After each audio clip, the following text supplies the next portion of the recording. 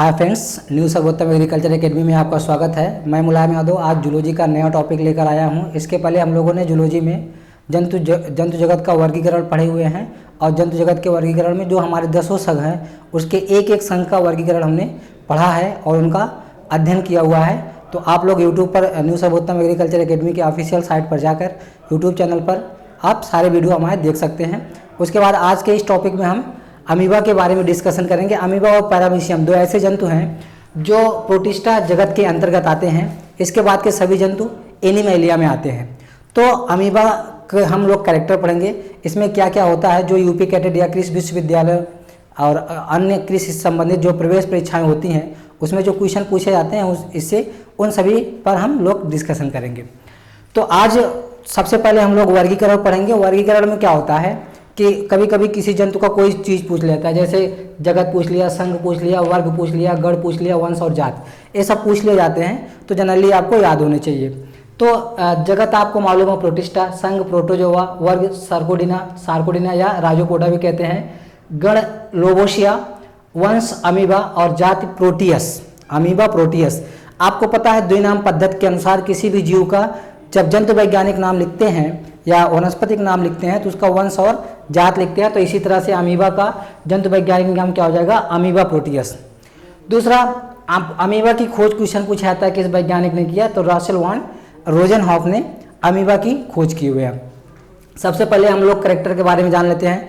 और इसके पहले आप लोगों को पता है कि इसका जो कैरेक्टर है, क्योंकि यह प्रोटिस्टा संघ का जंतु है, प्रोटिस्टा जगत का जंतु है, इसलिए आपको याद होना चाहिए कि हमने प्रोटिस्टा में आप लोगों को क्या बताया था। जो हेकल ने प्रोटिस्टा शब्द दिया था उसमें हमने बताया था कि प्रोटिस्टा के अंतर्गत आने वाले जो जीव होते हैं वो एक कोश की और यूकैरियोटिक होते हैं। तो इसका मतलब क्या हुआ कि हमारा जो अमीबा है वो एक कोश की होता है और यूकैरियोटिक होता है। अमीबा एक कोश की और यूकैरियोटिक होता है। प्रायः ये जल में पाया जाता है। कभी कभी कुछ अमीबा ऐसे होते हैं जैसे अमीबा एंटमीबा जिंजिबेलिस और एंटमीबा हिस्टोलिटिका, ये परजीवी के रूप में शरीर में भी जंतुओं के पाए जाते हैं। अब अमीबा के स्ट्रक्चर की बात अगर हम लोग करें तो अमीबा का जो शरीर होता है वो आकार अनिश्चित होता है। अमीबा का आकार अनिश्चित होता है, यह किसी भी आकार में अपना रूप दे सकता है। इसके साथ साथ में अमीबा का जो अग्र भाग होता है, अग्र भाग में नए नए कूटपाद बनते जाते हैं और पिछले भाग में जो नए कूटपाद बनते हैं वो क्या होते हैं, विलुप्त होते जाते हैं। क्वेश्चन पूछाता है विलुप्त होते हुए कूटपादों को हम क्या कहते हैं, तो जो विलुप्त होते हुए कूटपाद होते हैं उनको यूराइड कहा जाता है। यूराइड, विलुप्त होते हुए कूटपाद को क्या कहते हैं, यूराइड कहते हैं।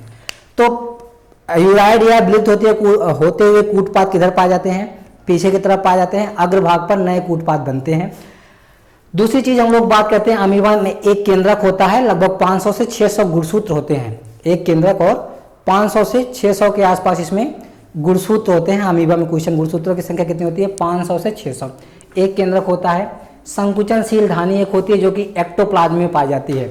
अमीबा में संकुचनशील धानी कहाँ पाई जाती है, एक्टोप्लाज्म में पाई जाती है, आप लोग याद रखेंगे। इसके अलावा जो अमीबा में खाद्य धानी है और खाद्य धानी और जल धानी, जो हमारा खाद्य धानी है और जल धानी ये कहाँ पाया जाएगा, एंडोप्लाज्म में पाया जाता है। क्वेश्चन ये है कि अमीबा में खाद्य धानी की संकुचनशील धानी की संख्या कितनी होती है, तो अमीबा में संकुचनशील धानी की संख्या 1 होती है। क्वेश्चन दूसरा लिखेंगे, अमीबा में संकुचनशील धानी का क्या कार्य है, तो ऑस्मो रेगुलेशन, परासरण नियंत्रण करना। अमीबा में संकुचनशील धानी का कार्य परासरण नियंत्रण करना। इसके बाद हम लोग बात करते हैं, अगर क्वेश्चन पूछा जाए कि अमीबा का कोशिकीय द्रव्य कितने भागों में विभाजित होता है, तो 2 भागों में। जो बाहर की तरफ होता है उसको हम लोग एक्टोप्लाज्म कहते हैं और जो अंदर की तरफ जो येलो कलर का आपको दिख रहा है यह एंडोप्लाज्म है और जो ग्रीन कलर का हल्का ब्लू कलर का दिख रहा है वो क्या है, एक्टोप्लाज्म है। तो जो अमीबा का द्रव्य होता है, जीव द्रव्य प्रोटोप्लाज्म, वो 2 भागों में बटा हुआ होता है। दूसरा क्वेश्चन है, अमीबा में गमन किसके द्वारा होता है, तो अमीबा में गमन कूटपाद द्वारा होता है या कूटपाद को इंग्लिश में स्यूडोपोडिया कहा जाता है। कूटपाद को क्या कहते हैं भैया, स्यूडोपोडिया कहते हैं। तो आप इंग्लिश भी याद रखेंगे, कभी कभी स्यूडोपोडिया ही दे देता है। तो स्यूडोपोडिया, अमीबा में गमन किसके द्वारा होता है, स्यूडोपोडिया द्वारा होता है। स्यूडोपोडिया को लोबोपोडिया भी कहा जाता है। लोबोपोडिया स्यूडोपोडिया को लोबोपोडिया भी कहते हैं। लोबोपोडिया इसके लिए कहते हैं क्योंकि इसका जो इसके जो पैर होता है, मतलब इसका जो कूटपाद होता है वो बाहर की तरफ ग्राउंडेड होता है, इसलिए इसको लोबोपोडिया कहते हैं। LOBOPODIA, lobopodia. अब बात है कि अमीबा अपना आकार परिवर्तन करता रहता है, इसलिए इसको परिवर्तनशील देवी कहा जाता है। अमीबा को परिवर्तनशील देवी नाम से जाना जाता है। क्वेश्चन पूछा था कि उनसे कौन सा परिवर्तनशील देवी होती है। इस जो अमीबा जो हमारा हमने बताया था प्रोटोजोआ संघ है इसका, इस संघ के जंतु जो है वो अमर होते हैं, इनकी प्राकृतिक मृत्यु नहीं होती है। अब इनका हमने कैरेक्टर बता दिया कि इनका कैरेक्टर क्या क्या है। इसके बाद हम लोग बात करते हैं कि इनमें कौन कौन सी क्रियाएं होती हैं। अगर हम लोग खाद्य श्वसन की बात करें तो श्वसन क्या होगा, लिखेंगे अमीबा में श्वसन होता है तो आंसर लिखेंगे कोशिका झिल्ली।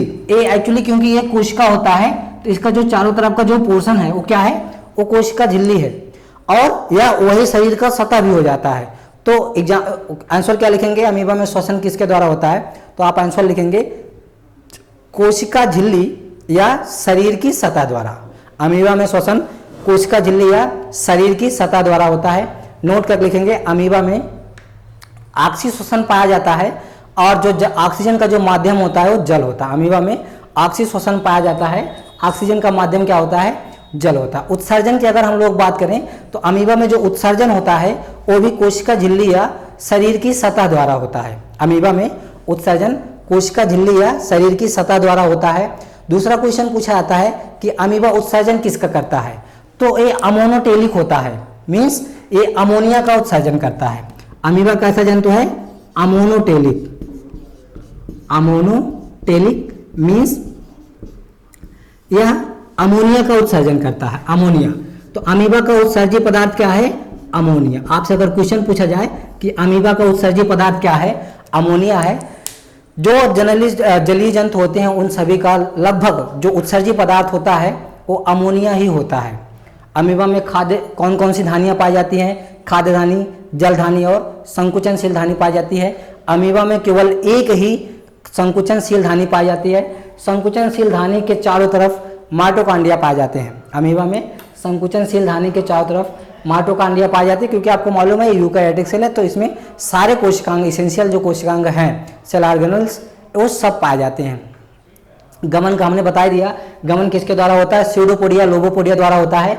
उसके बाद गमन का बहुत सारा मत दिया हुआ है। एक तो गमन अमीबा में गमन का सर्वमान्य मत किस वैज्ञानिक ने दिया, तो अमीबा में गमन का सर्वमान्य मत किसने दिया, अमीबा में गमन का सर्वमान्य मत मास्ट एवं पेंटिंग, मास्ट एवं पेंटिंग, मास्ट एवं पेंटिंग, इन्होंने अमीबा में गमन का सर्वमान्य मत दिया हुआ है। अमीबा में गमन का सर्वमान्य मत क्या है, सॉल्यूशन और जेलेशन। जो इसका साल और जल में परिवर्तन होता है वो अमीबा का गमन का सर्वमान्य मत है। इसके अलावा अमीबा में गमन के और भी मत है, जैसे संकुचनशील मत। अमीबा में गमन का संकुचनशील मत किस वैज्ञानिक ने दिया, तो इसका जो आंसर है हीजमान। अमीबा में गमन का संकुचनशील मत किस वैज्ञानिक ने दिया, तो आप आंसर लिखेंगे हीजमान ने दिया। अमीबा में गमन का संकुचनशील मत किस वैज्ञानिक ने दिया, हीजमान। संकुचनशील मत, संकुचनशील मत किसने दिया, हीजमान ने। दूसरा क्वेश्चन पूछा था कि अमीबा में गमन का लुढ़काव मत किस वैज्ञानिक ने दिया, तो जेनिंग्स, जेनिंग्स। अमीबा में गमन का लुढ़काव मत जेनिंग्स ने दिया था। द्रव चालित जो अमीबा में गमन का द्रव चालित मत, द्रव चालित मत किस वैज्ञानिक ने दिया, तो रिनाल्डी ने अमीबा में गमन का द्रव चालित मत दिया। इसके बाद एक और मत है फव्वारा मत। अमीबा में गमन का फव्वारा मत किस वैज्ञानिक ने दिया, तो एलन ने दिया था, एलन। तो ये सारे अमीबा में गमन के मत हैं। इसके अलावा अमीबा में जो भोज्य पदार्थों का अंतर्वलन होता, अंतर्ग्रहण होता है, वो जनरली कई विधि द्वारा होता है, परभित्तिकरण द्वारा होता है, अंतर्वलन द्वारा होता है। तो आप इसको लिख लेंगे कि किसके द्वारा होता है, तो परभित्तिकरण और अंतर्वलन द्वारा अमीबा में भोज्य पदार्थों का अंतर्ग्रहण था। अगला क्वेश्चन है कि अमीबा में भोज्य पदार्थों का पाचन कैसा होता है, तो इसको लिखेंगे अंतःकोशिकीय पाचन कहा जाता है। अमीबा में भोज्य पदार्थों का अंतःकोशिकीय पाचन होता है। दूसरा क्वेश्चन है अमीबा में भोज्य पदार्थों का जो पाचन होता है पहले अम्लीय माध्यम में होता है, उसके बाद क्षारीय माध्यम में होता है। अमीबा में भोज्य पदार्थों का जो माध्यम है डाइजेस्ट होने का, पाचन क्रिया करने का, तो पहले भोज्य पदार्थ पहले अम्लीय माध्यम में डाइजेस्ट होते हैं, पाचित होते हैं, उसके बाद वो क्षारीय माध्यम में पाचित होते हैं। अब बात हम लोग करते हैं अमीबा में जनन की। अमीबा में जनन की केवल अलैंगिक विधि ही पाई जाती है, इंपॉर्टेंट कर लीजिएगा। अमीबा में जनन की केवल अलैंगिक विधि पाई जाती है। और अलैंगिक विधि, तो क्वेश्चन लिख लेंगे दूसरा, अमीबा में जनन की अलैंगिक विधि के प्रकार हैं। तो इसमें पहला लिखेंगे कौन कौन से अलैंगिक विधि हैं। एसेक्सुअल जिसको कहा जाता है, एसेक्सुअल रिप्रोडक्शन। तो एसेक्सुअल रिप्रोडक्शन में हमारा पहला है द्विविखंडन, द्विविखंडन, द्विविखंडन। दूसरा लिखेंगे पुटिभवन, पुटिभवन। और तीसरा लिखेंगे बीजाणु जनन, बीजाणु जनन। तो इस तरह से अमीबा में जो अलैंगिक जनन है मुख्य रूप से यही होते हैं। अब हम लोग बात करते हैं द्विविखंडन की, जो कि सर्वमान्य है, मतलब सबसे ज्यादा द्विविखंडन ही अमीबा करते हैं। बाइनरी फिजन जिसको इंग्लिश में कहा जाता है, बाइनरी फिजन, द्विविखंडन। अब बात है कि द्विविखंडन होता कैसे है। इसमें क्या है कि कुछ आप हेडिंग डाल देंगे द्विविखंडन, इसमें लिखेंगे कि यह केवल अनुकूल परिस्थितियों में होता है। यह जनन अमीबा में द्विविखंडन केवल अनुकूल परिस्थितियों में होता है। दूसरा पॉइंट लिखेंगे यह अमीबा में जनन की सर्वप्रचलित एवं सामान्य विधि है। तीसरा पॉइंट लिखेंगे यह समसूत्री कोशिका विभाजन के समान होता है। और चौथा पॉइंट लिखेंगे इसे पूरा होने में आधे घंटे का, मतलब 30 मिनट्स, आधे घंटे का समय लगता है। ये हो गया द्विविखंडन। पुटिभवन और बीजाणु जनन जो है ये विपरीत परिस्थितियों में होते हैं। इसमें जो है ये इंसिस्ट का फॉर्मेशन कर लेता है जब विपरीत परिस्थिति आती है, और उसके बाद जब अनुकूल परिस्थिति आती है तो वो फट जाता है और काइटिन का ये बना हुआ होता है। तो इस तरह से अमीबा में जनन की बात पूरी हुई। अब जो अमीबा में क्वेश्चन पूछे जाते हैं, जनरली पूछा जाता है कि अमीबा जंतु है, तो आप लोग क्या लगाएंगे, अमीबा एक कोशिकीय जंतु है। दूसरा अमीबा में गमन, कई बार यूपी कैडेट में क्वेश्चन आया हुआ है, अमीबा में किस प्रकार का जनन होता है, किसके द्वारा जनन होता है। तो अमीबा में जनन कूटपाद या स्यूडोपोडिया द्वारा होता है। अमीबा हमारा जो है आज के लिए समाप्त हुआ। अगला जो हमारा टॉपिक होगा पैरामीशियम होगा। सबसे पहले आप अमीबा पढ़ लेंगे। आज के लिए बस इतना ही, धन्यवाद।